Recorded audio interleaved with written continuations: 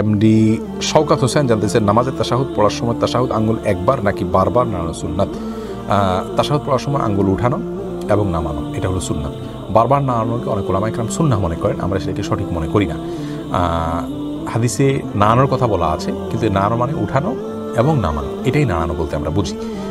সারাক্ষণ নাড়াতে থাকে, হাদিসে আছে এটা নাড়ানোটা শয়তানের উপরে লোহার আঘাতের মতো। এই নাড়ানো মানে উঠানো এবং নামানো, এটাকে আমরা বুঝি। আর সারাক্ষণ নাড়াতে থাকা এটা আমরা এখানে সঠিক মনে করি না। এই বুঝটাকে হাদিস থেকে যারা এটা বুঝেছেন এটা সঠিক মনে করি না।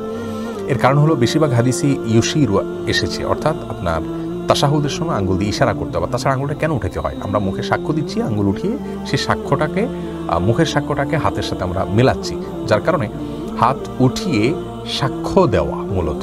তো নাড়াইতে থাকলে তো সাক্ষ্য দেওয়া হয় না আসলে বিষয়টা। তো একে তো হাদিসের ভাষ্যগুলো অ্যানালাইসিস করলে দেখা যায় যে ইশারা করতে বলা হয়েছে, আর নাড়াইতে থাকলে ইশারা হয় না। দ্বিতীয়ত একটা সাক্ষ্য দেওয়া, মুখের সাক্ষ্যের সাথে হাতের স্বাক্ষর মিলানোর জন্য উঠাইতে বলা হয়েছে, এটাই হলো উঠানোর কারণ। তো নাড়াইতে থাকলে সেটা হয় না। আর তৃতীয়ত নাড়ানোর ভারে যে হাদিস রয়েছে সেটাকে আমরা এভাবে ব্যাখ্যা করতে পারি যে উঠানো এবং নামানো এটাই নাড়ানো।